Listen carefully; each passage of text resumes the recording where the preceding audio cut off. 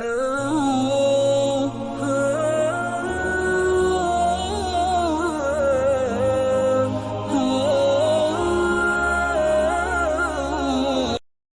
عیسیٰ علیہ السلام اور ایک لالچی شاگرد۔ ایک دفعہ حضرت عیسیٰ علیہ السلام اپنے شاگرد کو لے کر کسی سفر پر جا رہے تھے۔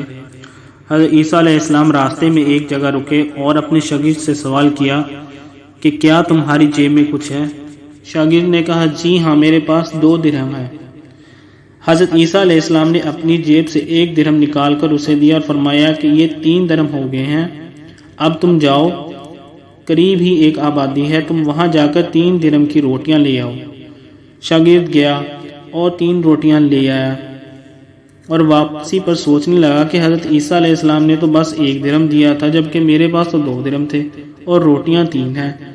ان میں سے آدھی روٹیاں تو حضرت عیسیٰ علیہ السلام کھا جائیں گے اور آدھی روٹیاں مجھے ملیں گی، لہٰذا بہتر ہے کہ میں 1 روٹی پہلے ہی کھا لوں۔ چنانچہ اس نے راستے میں ہی 1 روٹی کھا لی اور 2 روٹیاں لے کر حضرت عیسیٰ علیہ السلام کے پاس پہنچا۔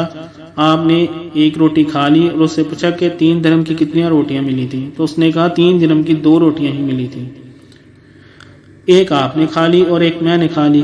حضرت عیسیٰ علیہ السلام وہاں سے روانہ ہوئے، راستے میں ایک دریا آیا۔ شاگرد نے حیران ہو کر پوچھا اے اللہ کے نبی، ہم دریا کیسے عبور کریں گے جبکہ یہاں تو کوئی کشتی بھی نظر نہیں آتی؟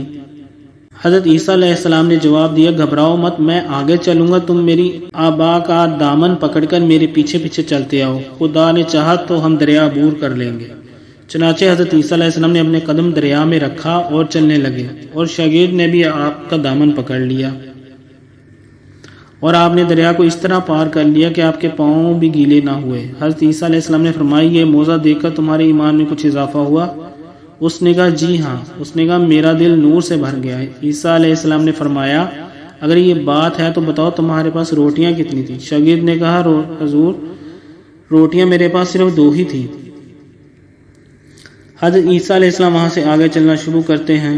رستے میں ایک ہرنوں کا گول نظر آیا۔ آپ نے ایک ہرن کو اشارہ کیا، وہ آپ کے پاس دوڑتا ہوا آیا۔ آپ نے اس ہرن کو ذبح کر کے اس کا گوشت کھایا اور شاگرد کو بھی کھلایا۔ جب دونوں گوشت کھا چکے تو حضرت عیسیٰ علیہ السلام نے اس ہرن کی کھال پر ٹھوکر مار کر کہا اللہ کے حکم سے زندہ ہو جا۔ ہرن زندہ ہو گیا اور دوڑ لگا کر اپنے گول میں چلا گیا۔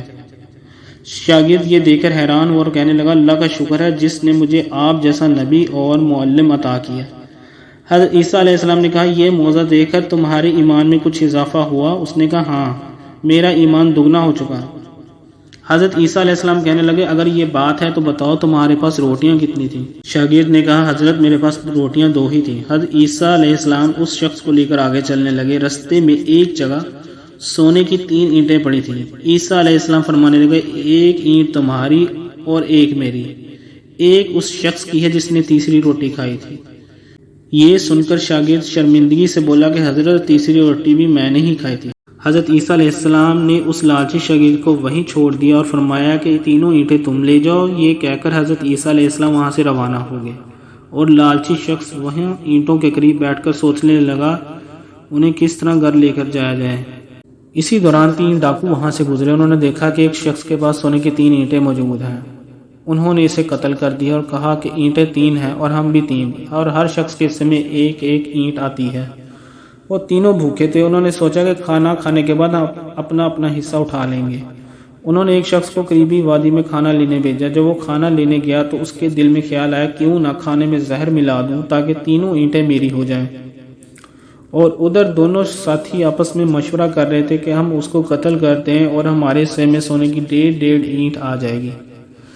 جب ان کا تیسرا ساتھی کھانا لے کر واپس آیا تو ان دونوں نے منصوبے کے مطابق اس کو قتل کیا۔ پھر دونوں نے زہر آلود کھانا کھایا اور خود بھی وہیں ڈھیر ہو گئے۔